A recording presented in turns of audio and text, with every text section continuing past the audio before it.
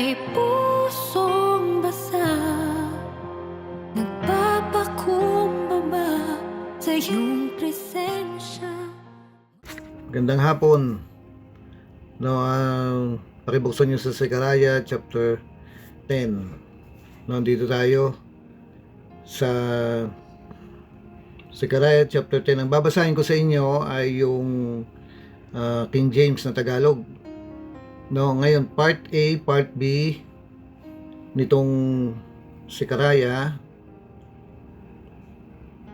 chapter 10. Verse 3. No, verse 3. Verse 3 dito sa Sekaraya chapter 10. Ngayon, sabi niya rito, babasahin ko sa King James ng Tagalog. Ang aking galit ay nag-alab laban sa mga pastol at aking parurusahan ang mga lalaking kambing, sapagkat dinalaw ng Panginoon ng mga hukbo ang kanyang kawan sa sambayanan ni Juda, at kanyang gagawin silang parang magilas na kabayong pakikibaka o pagbabaka. No, dito sa Magandang Balita Bible, ang sabi naman niya, no, Sekaraya chapter 10 verse 3, sabi niya ganun: nagagalit ako sa mga namamahala. So sa halip na pastor, namamahala, pero same lang yun, kasi ang pastor ay namamahala. Sabi niya, kaya sila'y aking parurusahan. Ang ibig sabihin dito ng word na parurusahan, kasi both sa King James at saka sa Magandang Balita Bible, parurusahan, aalisin ka sa pagiging pastor. Kasi kung halimbawa, sabihin tagapag-alaga ka ng bata, tapos mali-mali ang ginagawa mo, itutuloy mo pa ba, isusugal mo pa ba yung anak mo doon sa tagapag-alaga ng bata na hindi naman marunong mag-alaga? Naalala ko po nung mga bata kami, meron kaming yaya, pupunta kami sa dagat para magtampisaw, maglangoy-langoy, mga maliliit pa kami noon. Kasi may mga sakit-sakit kami noon. Sabi nila yung dagat daw, yung alat ng tubig ng dagat nakakagaling. Kaya dinala po kami ng tatay nanay namin doon. Alam niyo, yung yaya namin, nabantay namin, may bantay pa. Walang tiwala ang tatay nanay ko doon sa yaya lang na halimbawa, apat kami magkakapatid, dalawang bantay namin. Ngayon yung bantay namin, may bantay pa. Na ayaw niya kami ipagkatiwala na sa mga tao lang, kailangan yung bantay namin may bantay pa, at yung bantay ng yaya namin, binabantayan pa ng tatay nanay ko. Ganun sila kaingat. Kapag kasi may sabihin natin pinarusahan, ibig sabihin tatanggalan ka ng anointing. Bandang huli, hindi ka na pastor, hindi ka na worker. No, siguro may nalabag ka, kaya ganun, maalis ka kasi tayo po ay tinawag na mga yung pandigma. No, ituloy ko nga dito ang sabi niya ganun: nagagalit ako sa mga namamahala sa Juda, kaya sila'y aking parurusahan. Mahal ko ang Juda, kaya iingatan ko siya. Sila ay aking kabayong sasakyang sa digmaan. So tayo po ay sasakyan ng Panginoon sa digmaan. Kaya yung pupuntahan natin, hindi pasyal. Yung pagpunta-punta mo rin, hindi nagla-love life ka, o kaya namamasyal ka, o kaya ang dadaanan mo ay, ang pupuntahan mo, digmaan. Kaya dapat nakaredy kang pandigma. Laban ang pupuntahan mo, hindi yung napagalitan ka lang, nasita ka lang, napansing ka lang. No, alam niyo dito po sa Rema, sanay akong pinapahiya Sanay ako na yung nakakatanggap ako ng pamamahiya ng nasa ilalim at nasa taas, na sanay ako. Bakit? Kailangan ko masanay, kasi kung hindi, no, sa digmaan talagang iispadahin ka, titirahin ka, titiradorin ka, babariling ka. Talagang ganyan. Hindi pwedeng malambot ka rito. Hindi pwedeng yung may nabanggit lang, may nasabi lang, may nagawa lang. Alam niyo, nung unang nag-worker ako, yung allowance ko, kalahati lang binibigay sa akin. Bakit? Ninanakaw. Ngayon sa loob ng maraming taon yan, eh, hindi ako umibo. Alam ko na. No, hindi ako nagpunta sa simbahan, sa treasurer na dinadaya ako. Yung ganyan, hindi ako nagganon. Bakit? Hindi naman kasi pera ang dahilan ko kung ba't ako naglilingkod. Hindi dahilan sa yung sweldo maliit nga yan eh. Kumbaga, sanay lang ako sinasabihan ng ganon, ginagawa ng ganyan. Eh, yung kumbaga, nakanti ka, natapik ka, na-offend ka, hindi. Kasi digmaan ang pupuntahan mo. Ngayon, gagawa ang demonyo ng lahat ng paraan para mapatalsik ka, mapitik kang ganyan. Ngayon, kung langaw ka, madali kang pipitikin ganyan. Siyempre, hindi ka papayag sa gano'n. Tapos, may time talagang, minsan tumatayo pa yung habang nagtuturo ako eh. Tatayo pa eh. Tapos, iduduro akong ganyan nung kongregasyon. Sasabihin gano'n, mali ang tinuturo mo, pastor. Ginaganon mo, ingatan mo yung tinuturo mo, ganun. Pag anong gagawin mo kapag pinapahiya kang ganun? No, may mga taong ganun na sa madaling salita, hindi ka dapat aalis, hindi ka dapat titigil, hindi ka na sanay lang ako sa ganyan. Kaya sabihin natin itong buong kongregasyon na to, no, itong buong organization, ilang simbahan yan. Alam niyo, walang masasabi ang buong Rema na madali ako ma-offend. Bakit? Kailangan matibay ako. Kailangan malakas ako. Hindi pwedeng pahina-hina. Kahit pamurahin ako dyan ng mismo mga kasama mo, mga hindi ka naman parang paawa, effect o hero. Hindi pwedeng malambot ka. Bakit? Pandigma ka eh. Hindi ka pampasyal. Pandigma ka. Na kumbaga ikaw ay yung battleship. Hindi ka yung bangka na nagsasagwan na ba yung kanta na si Noe gumawa ng arko, yung ganun. Nakala mo mga bata kayong mga hindi ganun. Kasi ang kailangan po ng Panginoon ay pandigma, hindi niya kailangan ng pambebe. No? Ano ka, bibi? Yung nakangusong bibi. Ang sabi niya rito, sila ay aking kabayong sasakyan. Sasakyan tayo ng Panginoon. Hindi pwedeng pagsakay sa iyo ng Panginoon iiyakin ka, no? Iiyak ka sa Panginoon pero hindi ka iiyak sa hirap. Sa Panginoon ka lang iiyak. Hindi po pwede yung pag sinakyan ka na ng Panginoon ang sakit na ng likod ko, uwi na ako. Naggagano ka na, akala mo, kumbaga, sabihin mo nga sa katabi, ang sarap sampalin eh. Na-joke lang. Pero yung kumbaga parang pabebe. Hindi pandigma ito eh. Kayo na magbanggit ng Alam niyo ba sa mga dog fights? Dog fight. Yung labanan ng aso, ang nilalaban riyan yung pitbull, kangal, alibay, no, mga ganyang mga aso, yung talagang ang lalaki ng mga bunganga nila na talagang, tapos yung iba alam niyo, nilalagyan pa ng kadena yan, na mabigat na kadena yung mga aso para malalakas yung mga leg nila, yung mga maskulado yung mga yan. Alam niyo, walang panlaban na golden retriever. Bakit? O kaya yung sityo, dog fight mo yung sityo. Na-imagine niyo ba si Belindong nakikipag dog fight? Matatalo yan, ilalagpaso yan. No? Ngayon, tingnan mo yung katabi mo. Hindi yan pitbull, ano yan? Tingnan mo, sa itsura pa lang mukha ng chihuahua. No. Hindi pwedeng lambutin ka. Bakit? Kasi digmaan yung pupuntahan natin. Sabi niya, bilang isang mabuting kawal. So, sundalo. Anong kawal? Pang-alaga ba ng baby yan? Nag-aalaga ba ng baby yan? Hindi. Yan ay panggera. No? Battleship yan.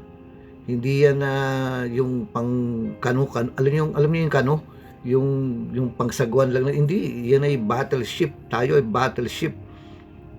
At tayo ay mga kabayong sasakyan ng Panginoon papunta saan? Sa gera.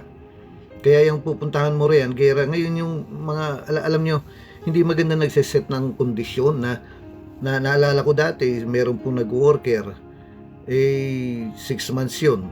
Alam nyo, sabi niya gano'n, nag-pray daw siya, sabi niya, Panginoon, susunod ako sa iyo. Nakataas pa daw 2 kamay niya gano'n. Panginoon, susunod ako sa iyo. Pero wag lang ako magugutom.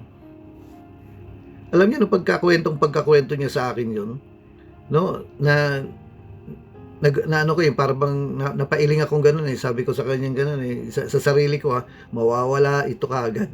Bakit? Kasi ang katwiran niya, eh, hindi daw siya magugutom sa paglilingkod.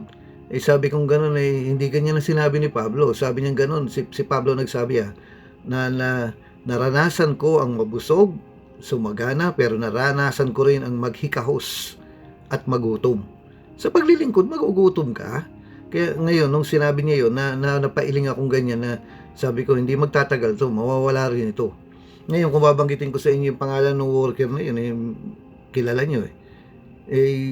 Hindi niya alam na sa pag-worker, darating ang time na magugutom ka.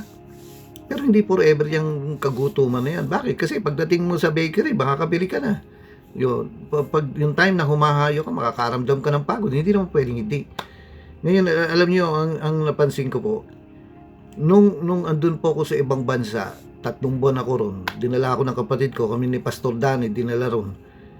Alam niyo, dahil sa nasa north yun eh, malapit sa North Pole yung bansa, no? Alam niyo, sa loob ng 3 buwan, napansin ko, sabi ko, kay Pastor Danny, sabi ko gano'n, di mo napapansin, hindi tayo pinapawisan. Bakit? Ang ginaw. Hindi ka pwedeng lalabas doon na naka-t-shirt ka lang na, sabi ko, mula nung andito tayo kahit dito tayo sa bahay, walang aircon dito, walang electric pan dito. Pero, tingnan mo, hindi tayo pinapawisan. Minsan lang nangyari yun. Yung pinagpawisan kami. One time lang yun. Kailan yun? Nung nag-iimpake na kami pauwi. No, nagbubuhat kami ng mga balikbayan box, tapos tinatalian namin yung balikbayan box, tapos nilalagyan namin ng tape. Doon lang ako pinagpawisan. Bakit? Na-stress ka eh. Bakit? Kasi malamig doon sa bansa, maginaw, natural. Eh, hindi nga doon eh, hindi nga aircon ng sa bahay, heater ang pinapaandar. Ngayon doon sa ilalim ng bahay nila, merong isang malaking kalan, talagang apoy. Yung naglalagablab na apoy na ganyan. Tapos nakapasok yung doon sa isang malaking tubo. Tapos yung tubo papunta sa isang kwarto, papunta sa isang kwarto, papunta sa isang kwarto, ganun. Para kinakalat yung init. Eh sabi ko, heater pa nga ginagamit nun. Pero hindi kami pinagpawisan sa loob at sa labas ng bahay, maliban lang nung one time na yun. Pero dito sa Pilipinas, tagaktak ang pawis mo. Bakit? Kasi iba ang klima rito. Mga kapatid, sa digmaan, pagpapawisan ka. No? Sa pagwo-worker, pagpapawisan ka. Sa paglilingkod sa Panginoon, pagpapawisan ka. No, hindi pwedeng mong sabihin, pagod na ako, uwi na ako. No, na ganito pala sa pag-work ka, nakakapagod. Eh, hindi, ano ba tawag mo rin? Di ba work? Kaya nga, worker kayo kasi meron kang work. No? Anong work yan? Mawo-work. Magtatrabaho yung tiyaga mo. Magtatrabaho yung pasensya mo. Magtatrabaho yung emosyon mo. Magtatrabaho yung unawa mo. Kailangan mo banatin ang unawa mo. Kailangan mo banatin ang pagtitiis mo. Pagpapawisan yung pagtitiis mo. Yung emosyon mo, no, na gusto mo sanang iwan, pero wala eh. Kailangan mo magpatuloy. Bakit? Laban to. Lalabanan mo yung lungkot. Ano pa? Lalabanan mo yung self-pity. Lalabanan mo yung depression. Lalabanan mo yung labanan. Malulungkot ka talaga. May isip mo na kung sana ganito, kung sana ganyan, kung nagstay na lang ako, ganito. Eh, hindi nga eh. Kasi ang Jesus po nating mga lingkod nandun sa ministry natin. Eh, kinukuha nga ako ng kapatid ko eh. Sabi niya gano'n, dito ka na lang. Wala ang Jesus ko sa Amerika. Wala. Kaya ayaw ko ron. Nakarating na ako doon. Ang ganda ng buhay doon. Mayaman ka doon. May mga offer doon. Eh, kumbaga, dali ng pera doon eh. Yan. Pero, wala ang Jesus mo doon, kaya bakit ka mag-stay doon? Dito ka. Alam niyo, yung buhay ko nga ngayon, mas maganda buhay ko kaysa nung unang panahon. Ay nako po, nung unang panahon nakakaramdam talaga ako ng madalas, hindi minsan, yung gutom. Bakit? Kulang-kulang ang pera eh. Tapos magkakamping kami kinabukasan, 3 kami na naglalakad sa kalsada, naghahanap ng pera, saan ka makakita, baka sakaling may mapulot. Bakit? Walang pera eh. Tapos magka-camping, wala akong hawak sa bulsa. No? Na hindi ako nabibigyan. Bakit? Wala namang ibibigay ng pera eh. Hindi, ako yung senior pastor noong time na yun, pero hindi ako mabibigyan ng pera. Bakit? Wala ka kasing perang ibibigay. Pero hindi naman ako naglilingkod sa pera. Na dahil sa susweldohan ka, dahil sa pakakainin ka, kahit wag nila ako pakainin. Nalala ko pa yung isang pastor, sabi niya gano'n, maglilingkod ako, basta bigyan lang nila ako ng food allowance, kahit walang personal na allowance. Sabi kong gano'n, wala. Hindi katatagal pagka ganyan ka. Bakit? Kasi ang sabi po niya, narinig ko po yung isang pastor, sabi niya, kahit walang personal allowance, basta bigyan lang nila ako ng pagkain, magpapatuloy ako maglingkod. Sabi ko, hindi katatagal. Sa sarili ko, umiiling akong gano'n. Hindi katatagal. Kasi si Pablo, walang gano'n sa kanya eh. Yung sabi nga niya, maglilingkod siya hanggang sa bingit ng kamatayan at dumating ang time sa paglilingkod niya, namatay siya. Bakit? Binugbog. No? Ikamamatay mo to. Kaya nga, yung, alam niyo ba yung cross? Ang cross po ay slaughterhouse. Papunta ka sa cross. The cross before me, the world behind me. The cross before me, the world behind me.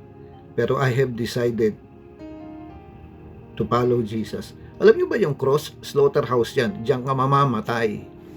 Diyan ka papatayin. Puro paghihirap yan. Pero nandun yung kapayapaan, nandun yung,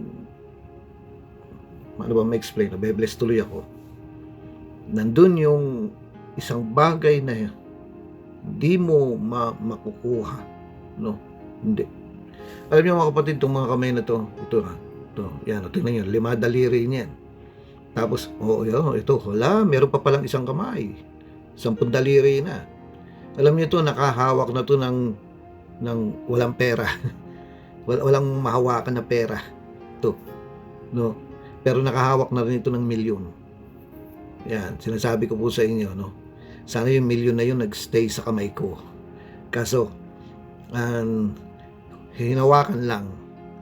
No, yung physical na milyon na hawakan, ganun pala yan, ganun pala kakapal yan. Pero alam niyo, mas masaya pa rin naglilingkod. Niwala kayo na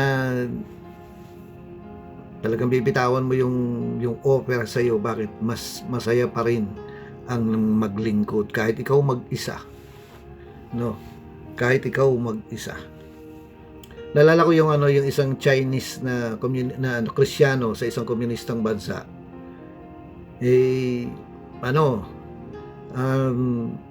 Nakakulong sila roon kasi pastor sila. Bawal kasing magpastor, nahuli siya. Ngayon sa loob ng 1 taon, 2 taon, 3 taon, hindi siya pinapakawalan. Payat na siya, ganun. Pagkatapos nun, hindi pagka yung lights off na talaga. Malala ko, alam nyo, nung sabi niya gano'n, kahit na 10 taon na siya sa bilangguan, kasi pastor siya. Taon-taon tinatanong siya kung siya ay magbabago na. Yung ire-renounce na niya, tatalikuran na niya yung religion niya, tatalikuran na niya si Kristo, gano'n. Taon-taon, sabi niya, hindi ko tatalikuran. Susunod na taon, sabi niya, tinanong na naman siya, sabi niya, hindi ko tatalikuran. Susunod na taon, hindi ko tatalikuran. Alam niyo, yung mga ibang kasama niyang pastor, tumalikod na. Dahilan sa nakabilanggo sila, lagi silang inooperan. Hindi mo ba naiisip yung pamilya mo? Ginaganon sila ng mga komunista. No, sa Korea, North Korea. Hindi mo ba naiisip yung pamilya mo? Hindi mo ba naiisip na pwede kang magkaroon ng magandang hanap buhay? Kaming gobyerno, sabi ng North Korea, bibigyan ka namin ng trabaho kung tatalikuran mo si Jesus. Di mo naman nakikita yan, bakit mo sinusunod? Ngayon, di mo ba naiisip yung mga anak mo? Ganun. Kaya nga alam niyo mga kapatid, kaya nga sinabi na kung di mo kayang iwan ng pamilya mo, hindi ka rin dapat sa pero siya, hindi siya tumatalikod. Taon-taon, 10 taon na siya. Hanggang sa doon sa yung bilangguan nila, dahil hindi naman high-tech ang bilangguan sa North Korea, yung mga dumi ng mga bilanggo nalalaglag na lang sa doon sa ilalim. parang merong basement doon, nalalaglag na lang, doon na lang. Di wala silang pakialam kung madumi, mabaho, pero may time na nag-uumapaw na yun, ibig sabihin puno na. Ngayon mag-uutos sila ng mga bilanggo para papalahin yung dumi ng tao. Ilalagay doon, tapos itatapon doon, ganun. Ngayon sa sobrang baho, sa sobrang dumi, yung mga gwardiya hindi na sumusunod doon. Bakit? Ang dumi, ang baho eh. Kaya yung mga bilanggo na lang na mga nandun. Alam nyo, nagtanong yung isang sundalo na sinong gustong mag-volunteer? Sabi nga doon, sinong gustong mag-volunteer na magpala sa baba? No? Alam nyo, bigla siya nagtaas ng kamay. Sabi niya gano'n, ako na lang. Ngayon alam niyo, nagpunta siya ron. Ngayon nagtataka yung mga ibang bilanggo, yung ibang sundalo, bakit lagi niyang gustong-gustong magpupunta ron?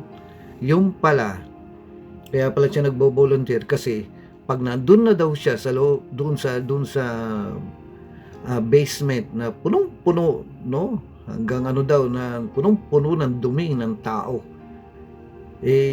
Yung nabubulok na mabaho, sabi niya ganoon.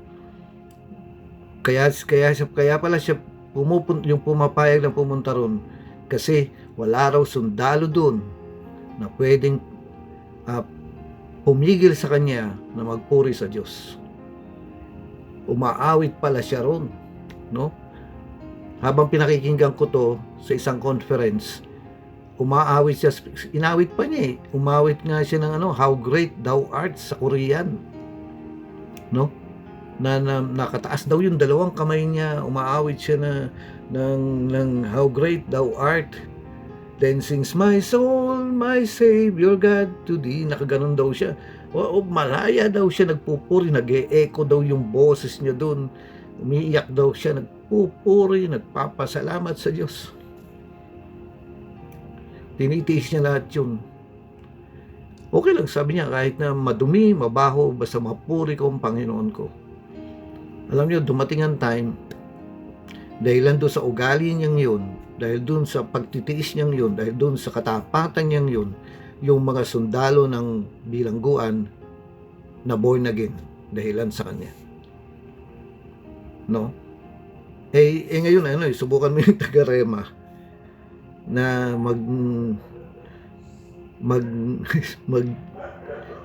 maglinis ng septic tank, no? Ewan ko kung siyempre yung mga lalaki yung tatawagin natin, pero yung mga babae, ang point ko po, no, pandigma tayo, hindi tayo pambebe, hindi tayo yung pampasyal, tayo yung pandigma. Tapos ang sabi pa niya rito, no, ang isang dahilan kung bakit hindi lumalago ang mga kawan natin, yung mga miyembro, sa pagkukulang ng pastor eh. Kaya sabi niya gano'n, no, hindi ko nabigyan ng diin ito nung camping. Kasi nga maiksi lang yung time ko, no, 3 sessions lang yun. Kailangan kong, siyempre yung iba kailangan mong pagbigyan. Kaya ngayon may pagkakataon, sasabihin ko sa inyo. Ngayon tulad nito, sabi niya gano'n, nagagalit ako sa mga namamahala o sa mga pastor. Yung pastor eh, nasa pagkukulang daw ng pastor yan. Sabi niya, nagagalit ako sa pamamahala. Ibig sabihin yung pamamahala ng pastor ay mali, no? Kaya hindi nagiging pandigmang kabayo yung mga alaga eh. Ngayon ito naman ay kumbaga, una kong dapat i-apply sa akin dahil ako na naginip, di ba? Hindi ko pwedeng ibato ko yan kung kani-kanino. Kaya sa akin una na ako yung dapat na i-check ko rito, bakit ako na naginip ng ganon, no? Kasi halimbawa na si Alvin, nakita ko sa panaginip ko naninigarilyo. Hindi ko pwedeng sabihin na, Alvin, bakit ka na naninigarilyo? Ganun. I-check ko muna yung sarili ko kasi ang panaginip, unang i-apply sa sarili. Ngayon, itong panaginip na to, kailangan iuna kong i-apply sa sarili ko. Hindi ako exempted doon. Ako yung pinakauna. At ang isa po na kahinaan ko, sa totoo lang, ay yung mag-correct ng mali. Alam nyo, isa itong problema ng mga pastor na ang hirap i-correct ng mga tao, ng mga miyembro natin. Bakit? hindi naman dahilan sa natatakot ka na i-correct sila kasi sila yung giver. Hindi dahilan sila sa kanila kasi sila yung tither, kaya natatakot kang i-correct sila. Kundi dahilan sa baka mawala sila. Natatakot tayong mawala ng miyembro. Pero alalahanin natin, kung hindi mo i-correct yan, mawawala din sila. Tapos at the same time, pupunta pa sila ng impyerno. No? Alam nyo dito sa Rema, nagsawa ako rin sa yung lagi ko na lang kalaban ng miyembro. Sawa na po ako dyan. Bakit? Pag yung isang pastor, sabihin natin, yung isang miyembro na lahat na lang nangyari sa kanyang masama, kasalanan ng ibang tao eh. Iniwanan siya ng asawa niya, kasalanan ng ibang tao. Nagkang loko-loko mga anak niya, kasalanan ng ibang tao. Na yung pera niya na wala, kasalanan ng ibang tao, ganito. Wala siyang kasalanan ng ibang tao lahat. Sabi kong ganun, imposible yan eh. Sabi kong ganun eh, meron kang kinalaman riyan, meron kang contribution dyan, ba't nagkaganyan-ganyan ang buhay mo? Kasi kung anong tinanim mo, siya mo nga anihin. Hindi, pastor, sabi niya, kasalanan nila lahat yan. Sabi ko, kumusta ba ang prayer mo? Okay lang, gano'n ka katagal nagpe-pray? Minsan-minsan, kasalanan mo yan. Pero hindi niya maamin-amin. Kasalanan daw ng iba, dapat daw pinagpe-pray siya ng pastor niya. Kasi kung hindi raw, may responsibilidad ng pastor, pero mas may responsibilidad ka pagdating sa spiritual life mo. Kumbaga parang lagi ka na lang nakikipagtalo sa mga miyembro na ang hirap nilang i-correct kasi kapag kinorek mo, ikaw palagi ang mali eh. Nagpastor pa, parang ang sarap sabihin na doon ka na lang kay Saldigo, doon ka na lang magpapastor. Bakit? Walang wala nang inaming mali, lahat na lang parang lumalabas pa ang pastor bobo eh, kasi hindi niya alam ang solusyon doon pero sa totoo lang nakikita naman nating mali ayaw lang nilang tanggapin, no? So, okay po. Mayroon akong sige, medyo unat muna, no? Taas ang kamay. No? Unat muna. Yan. Sige, change topic na tayo. Sa pagpapastor, magmula po nung una, kasi akong pinakamatagal dito, ang dami ko nang nabasa ng mga libro at ang dami ko nang napakinggan kung paano magpastor. Yung how to be a successful pastor, ganon. Meron pa nga yung sinasabi sa akin si Jomar na pastor in the Asian church. Mga ganyan-ganyan. No, meron ako nakikita po rito na 3. Tingnan natin kung pwede kong gawing 4 ito. Na sa loob po ng maraming taon, nakita ko po ito yung magiging successful eh, magiging matagumpay ka rito eh. Ngayon, bakit ko sinasabi ito? Kasi doon sa resulta, nakita ko namang successful eh. May maganda naman resulta. Ibig ko sabihin, ganito, inabot naman natin yung 150 churches, no? Na nandun, no? Akit baba na nga lang yan dyan. Pero naabot natin eh. So, ibig sabihin, siguro may nagagawa tayong tama. Tapos, tingnan mo yung katabi mo, no? Tingnan mo yung katabi mo. Dati, mukhang kambing yan, ngayon mukha ng tupa. O, tingnan mo, naging tupa na siya. No, dati may sungay yan eh. Ngayon, may pangil na. Kumbaga, nakapagpa-worker ka eh. Idala mo yung mga tao na maglingkod. Iba kasi yung nadala mo yung tao na ma-born again.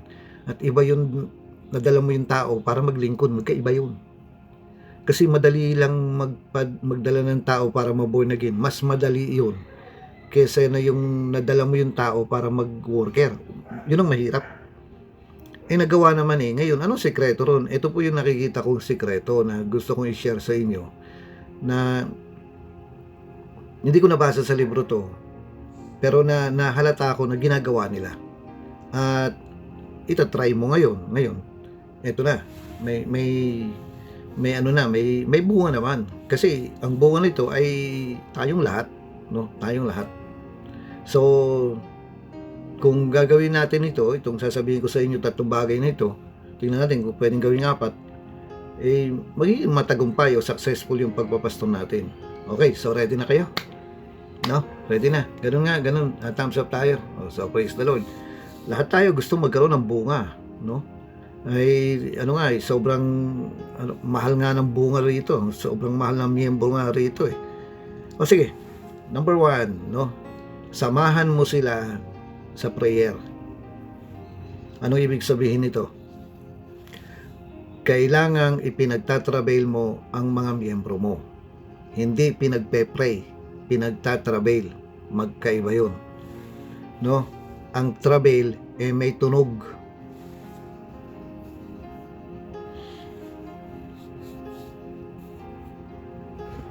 So, okay po ba? Number 1, samahan mo sila sa prayer. Ang mga miyembro po ay pinagtatrabail, hindi lang pinagpe-pray, magkaiba ang prayer sa trabail. No? Actually, parehas lang yan, kaso iba lang ang ginagawa. Yung prayer, pwede mo lang sabihin, Ama namin, sumasalangit ka. Yung trabail, talagang gumaganon ka.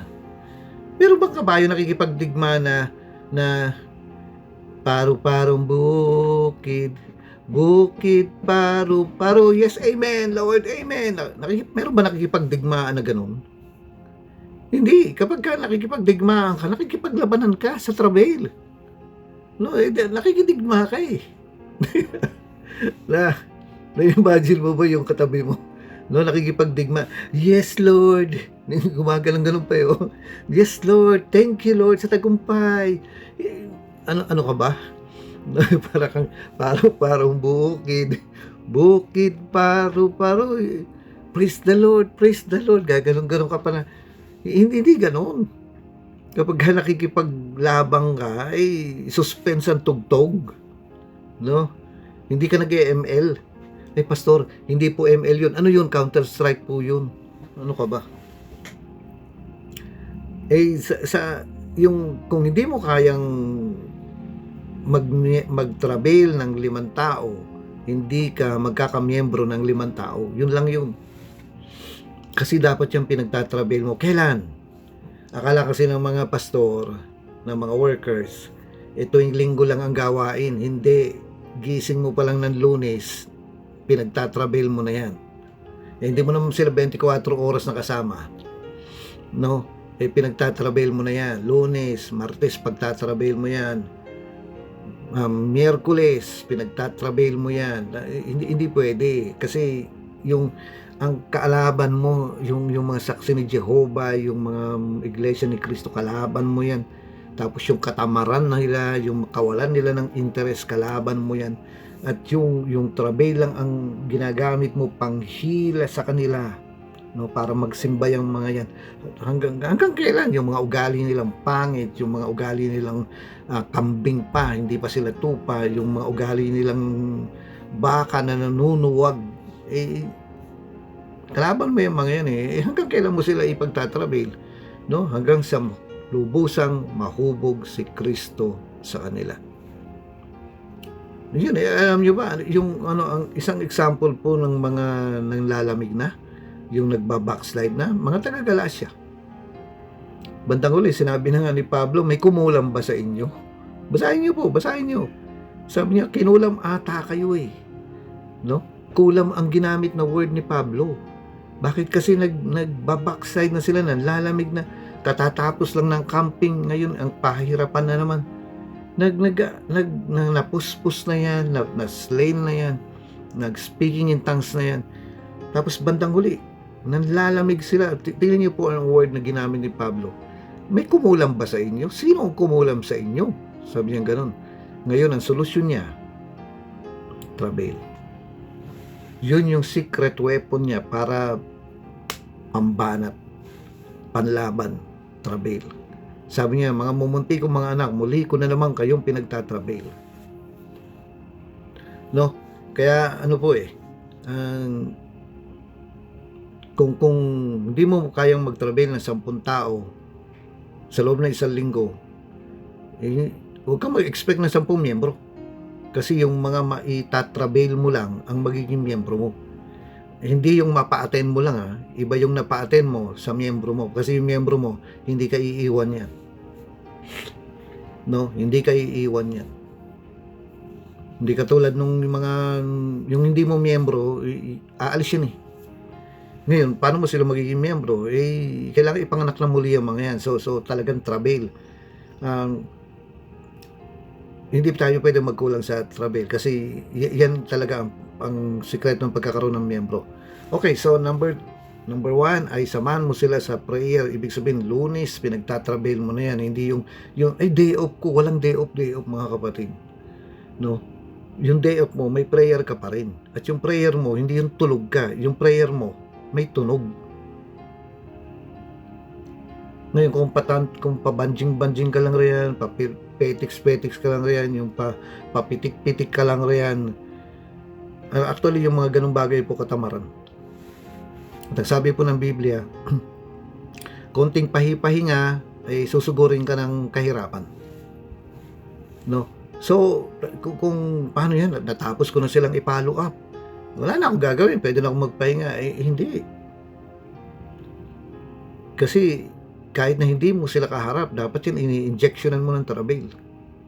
Habang nagpe-pray ka, habang nasa bahay ka, di mo sila kaharap, i-injectionan mo ng travel. Pag maya-maya, injectionan naman ng travel.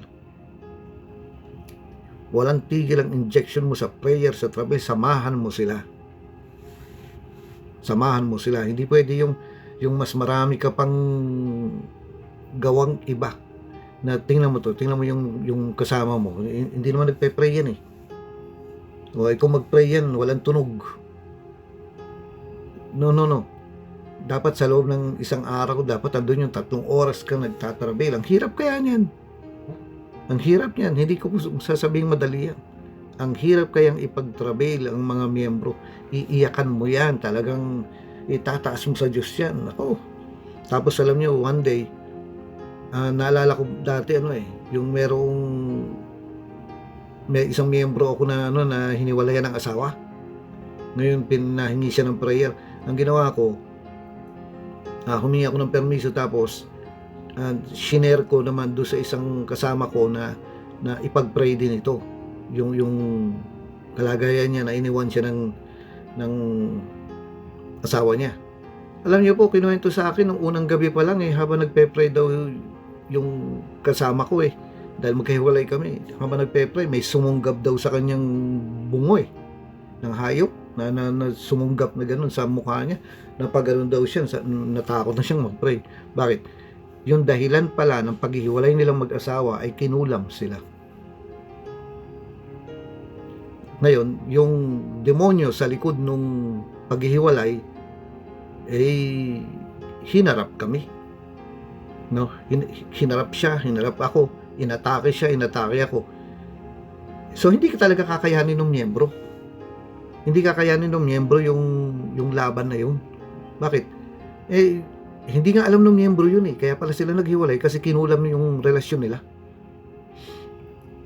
So ano gagawin mo ngayon? Itutuloy mong laban, ikaw ang pastor pinapakita sa'yo ng Diyos inaalaw sa'yo ng Diyos. Anong gagawin mo? Gamitin mo ang pangalan ni Jesus. No? Tapos isa pa, yung pangalan ni Jesus, hindi tumatalab yan pag walang travel. Yung walang backup ng prayer, ang dami pong mga tao nagpapalayas ng masamang espiritu, di naman umaalis kahit pangalan ni Jesus na ginagamit. Bakit kasi? Yung backup do sa pangalan ni Jesus, hindi na pag-travel. No, subukan mong punong-puno ako ng travel ngayon, tapos may magpapakitang demonyo sa akin, mabilis kong sipain palabas. Bakit? Napag-pray ko napag-travel ko Ngayon, siguraduhin natin hindi tayo nagkukulang sa travel. Tulad yan, yung mga niyayaya natin sa church, hindi mo alam kung anong demonyo meron yan. Kasi meron tinatawag na generational curse, na itong bata na ito, itong teenager na to, may sumpa pala sa kanila. Ngayon, yung mga demonyong yan, haharapin mo yan. Hindi mo alam, baka nung unang panahon, nung maliliit pa yung mga batang yan, tinawas yan. Pinaalbularyo yan. Yung mga demonyong yun, dumidikit sa buhay nila. Tapos iyayain mo sa church. Na ngayon, hindi papayag yung mga demonyong yun, pati sila sasama magsimba. Hindi sila papayag. No? Sasabihin ng mga demonyo, nako, delikado, baka ma-born again tayo. Mamaya, mapilitan pa tayong mag-tight. So, lalabanan natin yan. Ngayon, kaya nga sa travel lang nakukuha yan. Hindi palaging pinapakita ng Diyos ito, pero nangyayari ito. Kaya may mga tao talagang ang hirap yayain. Bakit? Kasi hindi na ipanganak na muli. No? Kasi pagka na ipanganak na muli, ibig sabihin yung na born again siya, yung mga demonyo sa buhay niya natanggal na eh. No, naalis na yan. Ngayon saan? Yung demonyo sa buhay niya, sa spirito niya, natanggal na. Kaya na born again siya. Pero yung iba, may demonyo pa rin sa kaluluwa. Magkaiba yun eh. Kasi pwede magkaroon ng demonyo sa spirito, yan yung mga napoposes. May demonyo sa kaluluwa, yan yung masyadong emosyonal na nakadikit yung demonyo sa emosyon. Tapos may demonyo sa katawan, no? Eh, may mga sakit-sakit pa. Ngayon, yung iba, naboborn again sa spirito kasi natanggal yung demonyo sa spirito.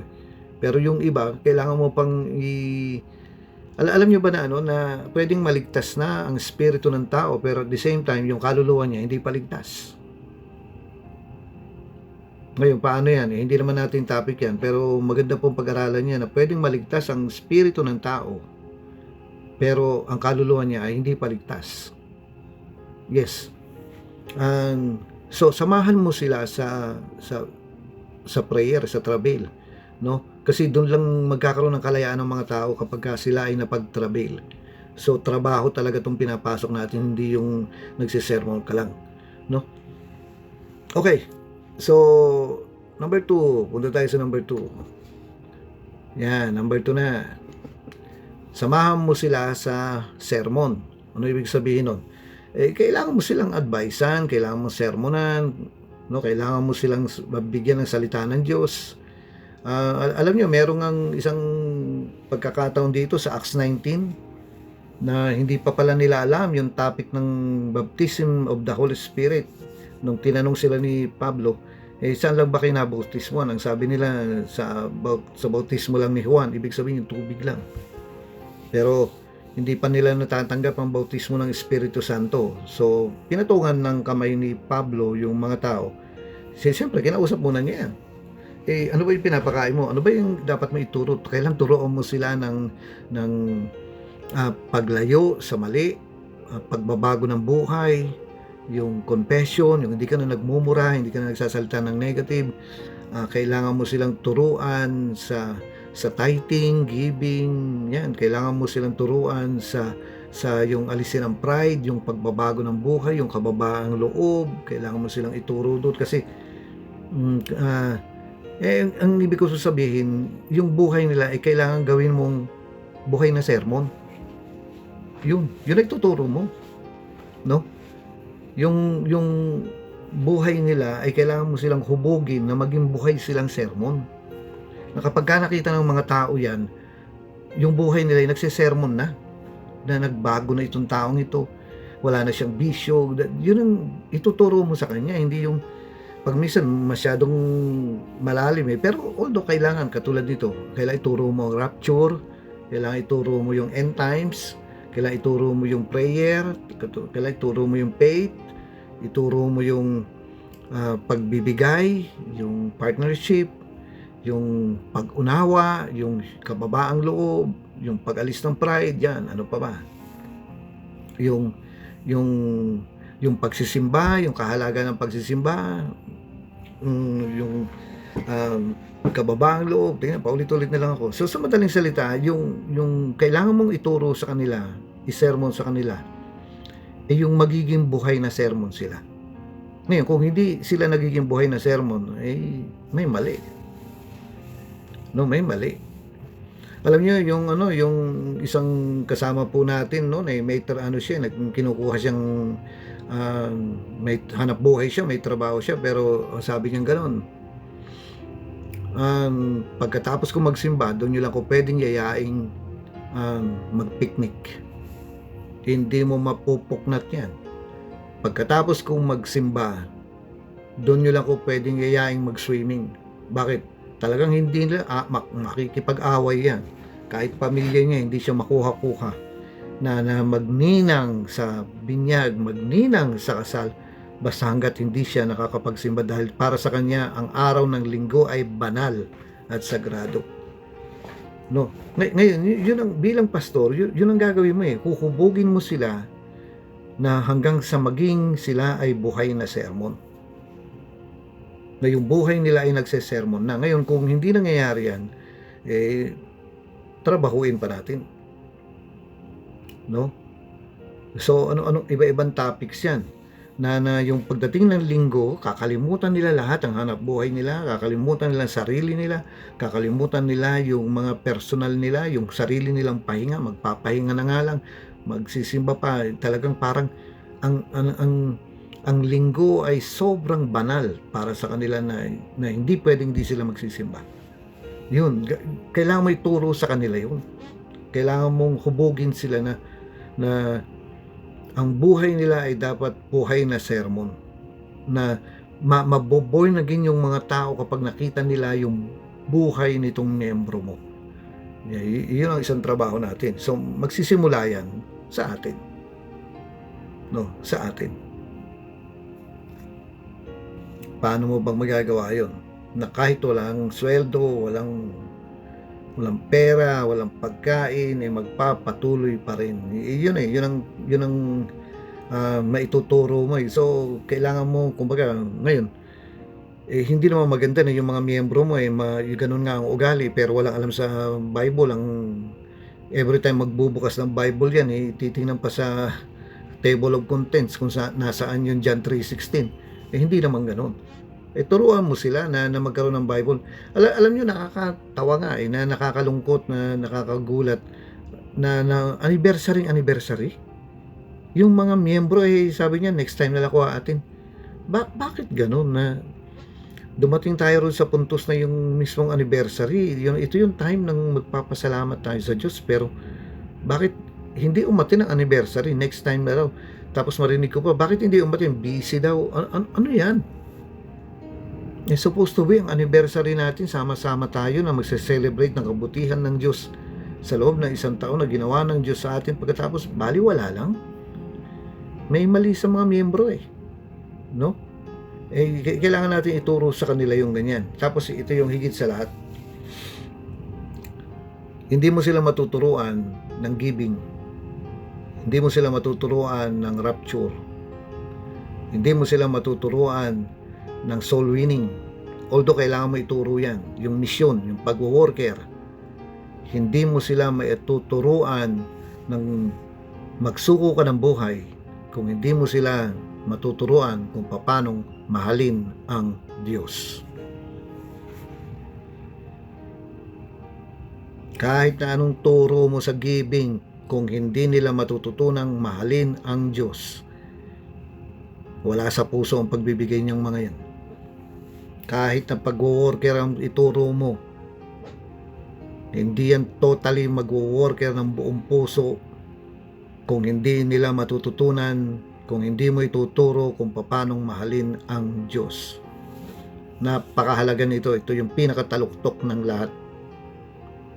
Kasi ang driving force, yung puwersa sa likod ng paglilingkod ay yung mahal mo ba ako.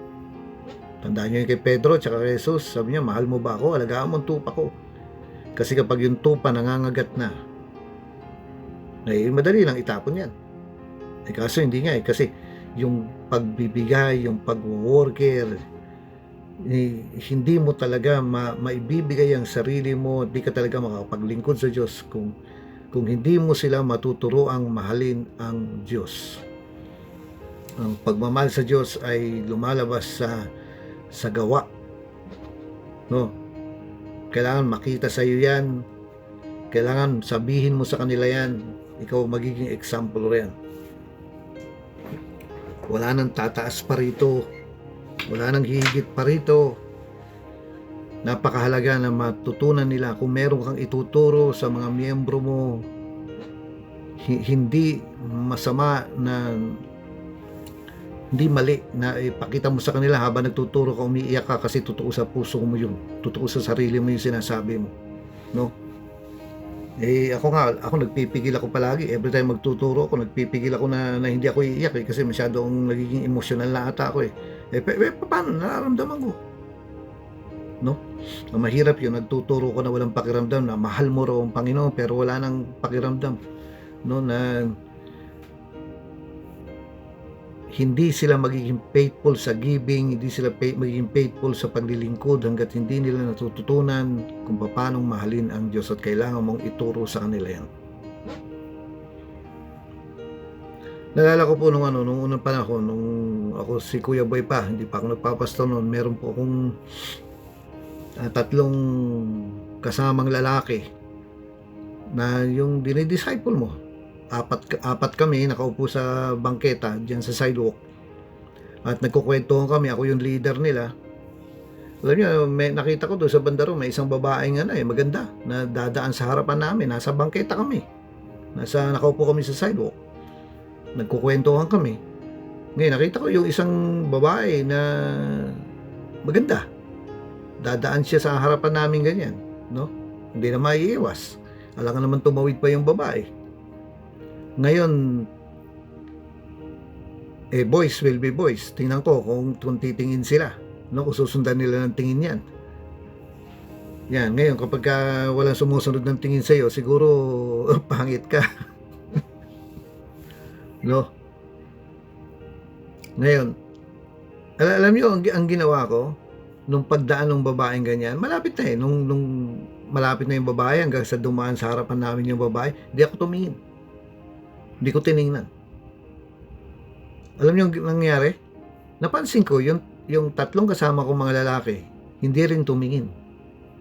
Alam niyo kung bakit? Kasi tinitingnan nila ako kung titingin ako. No?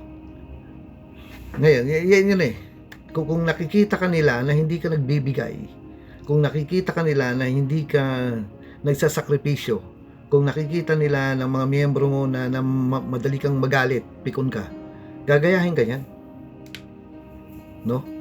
Kung nakikita nila na hindi mo ginagawa yung tinuturo mo, gagayahin ka yan.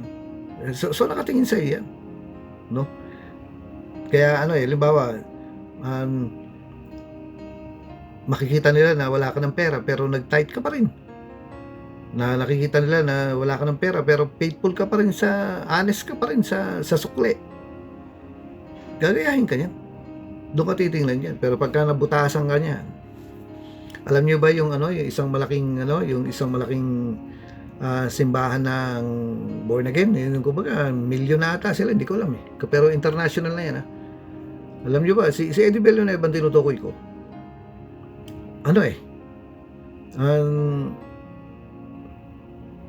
Merong isang simbahang kumalas sa GIL naghiwalay sila, kumalas kasi ang isang dahilan daw nung time ng fasting, nakita nila si Eddie Villanueva na kumakain ng tinapay.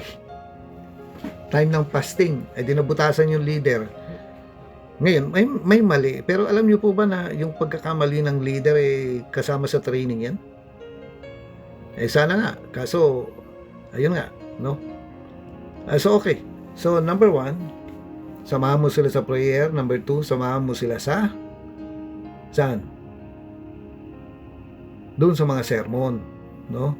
At ang pinaka dapat na ituro ng bawat isa ng tayo pong mga pastor at mga workers ay kung paano mahalin ang Panginoon. Naku, napakahalaga niyan. Kung hindi hindi mo sila naturuan ng faith, sa pera, faith sa kagalingan, yung mga ganyan, yung mga higher na topics na, yung end times, yung Armageddon, kahit hindi mo sila naturuan diyan, pero pinakamahalaga, ang pinakauna sa lahat, yung pinaka dapat na nabugbog mo, ito yung foundation ng lahat, yung tinutukuran, tinatayuan ng lahat ay yung turuan mo sila kung paano mahalin si Jesus. At kung hindi mo magagawa ito, ikaw ay papalya. Magpuproduce ka ng mahinang kongregasyon. Magpuproduce ka ng mahinang simbahan. Napakahalaga niyan. No? Okay, so number 3. Nandito na tayo sa number 3. Yan, number 3 na. Alas 6 na pala. So, isang oras na ako nagtuturo. Matatapos na to, number 3 na No? Ano na nga yung number 1? Number one, samahan mo sila sa prayer. Number two, samahan mo sila sa sermon. At number three, isama mo sila sa problema.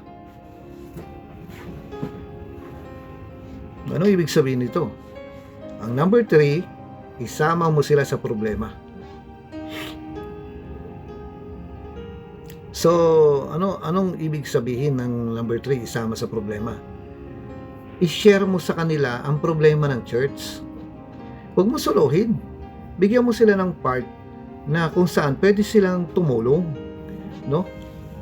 Na i-share mo sa kanila, bigyan mo sila ng burden, i-transfer mo sa kanila ang bigatin para hindi mo solo lahat. Bakit? Kasi kung ikaw, mamamatay ka ng maaga. Pag nangyari yan, mapipilitan ako ipalibing ka, no?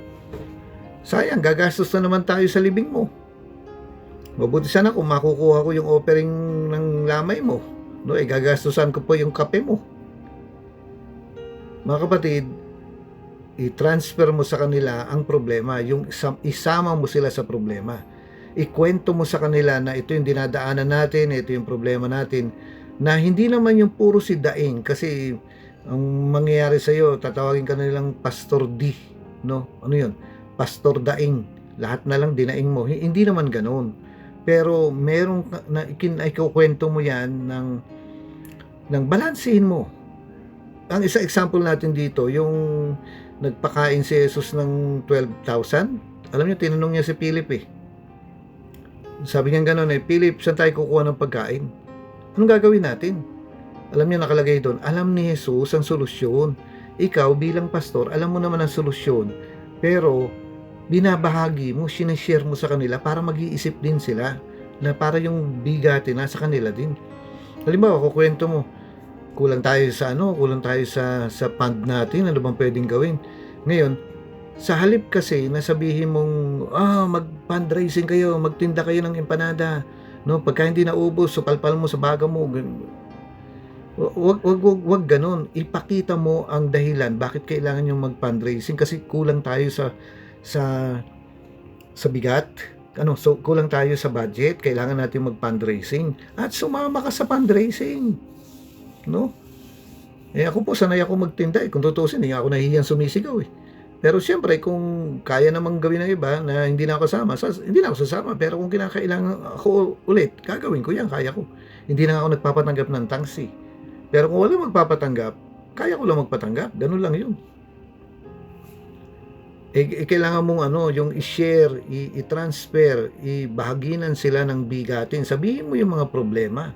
Minsan mga pastor, sabihin mo rin yung problema mo sa love life mo, sa mga miyembro mo, para nakikita nila na halimbawa si Che, sino ba tong ano bang pangalan nito, kasama ni Lovely? Si Che. Che nga ba? Tama ba ako, Lovely? Kalimutan ko na yung pangalan mo. Si Che. Tapos meron siyang girlfriend, no? Sinong girlfriend niya? Hindi ko alam kung sino. Ngayon sasabihin niya gano'n.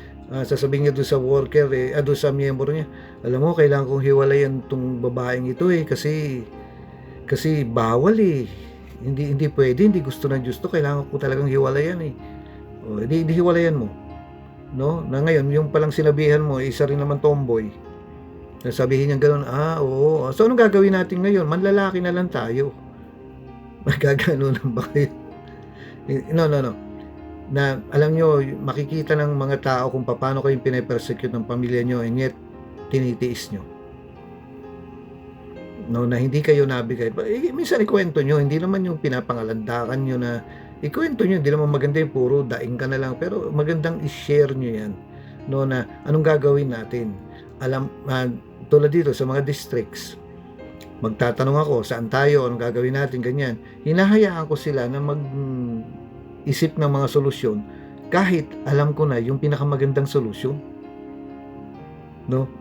Kaya nga ako ang final judge na itong piliin natin, kanya kasi alam ko na ba't sinabi mo pa? Kasi kailangan mo silang isama sa mga problema. Hindi po pwede yung hindi alam ng kongregasyon mo yung nangyayari, tsaka hindi lalago yan, tsaka hindi yan magkakaroon ng bigatin na bakit tayo nagpa-fundraising pa, para saan, ganito, ipangre-remand lang ni pastor yan. Magaganon ka Bakit? Kasi hindi nila alam na meron palang dapat bayaran. No, kailangan kinukwento mo rin yan, sinasabi mo ang problema. Kasi alam niyo mga kapatid, tayong mga pastor, yung buhay natin ay mas magandang sermon kaysa rin sa sinasabi mo lang. So, ayan, yan yung tatlo na marami pa to. Hindi naman matatapos sa tatlo lang pero dyan na lang muna tayo na nakita ko na makakatulong sa ating lahat kasi dapat yung makita yung sinseridad sa atin na hindi ka nakukuha sa pera lang, hindi ka na yung iba maglilingkod pag wala ng pera, uuwi na, kapag wala ng makain, uuwi na, kapag wala ng love life, uuwi na, no? Huwag ganun. Ang paglilingkod natin ay dadaan sa apoy kasi tetestingin lahat yan. Ngayon, pag di ka pumasa, wala, mawawala ka. Kaya kung hindi mo sisiguraduhin ang quality ng paglilingkod mo ngayon pa lang, tandaan mo, darating ang time, itetesting yan.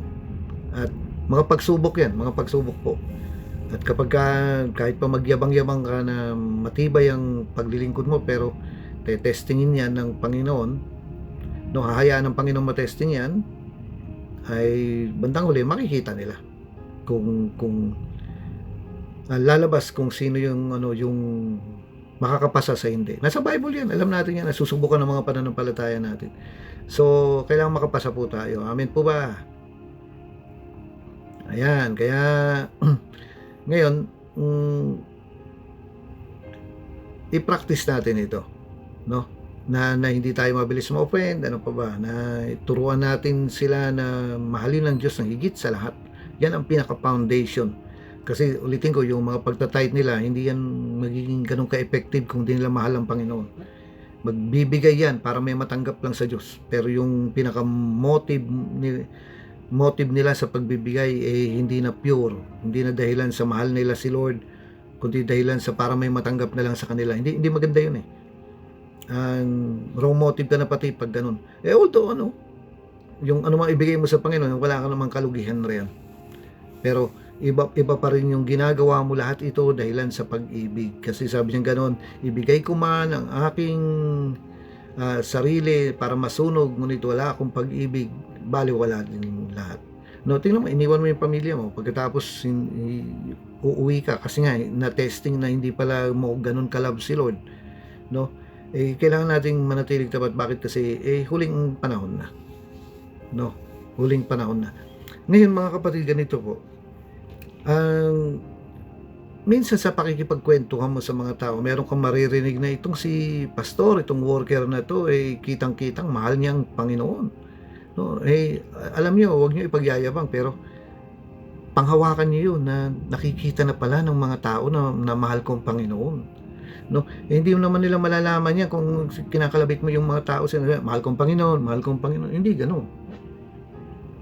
Pero yung sa gawa mo, sa lumalabas sa bibig mo, nakikita yan na napakalaking trophy yan kapag nakita ng mga tao na totoong Kristiyano na to, mahal niya talaga ang Panginoon.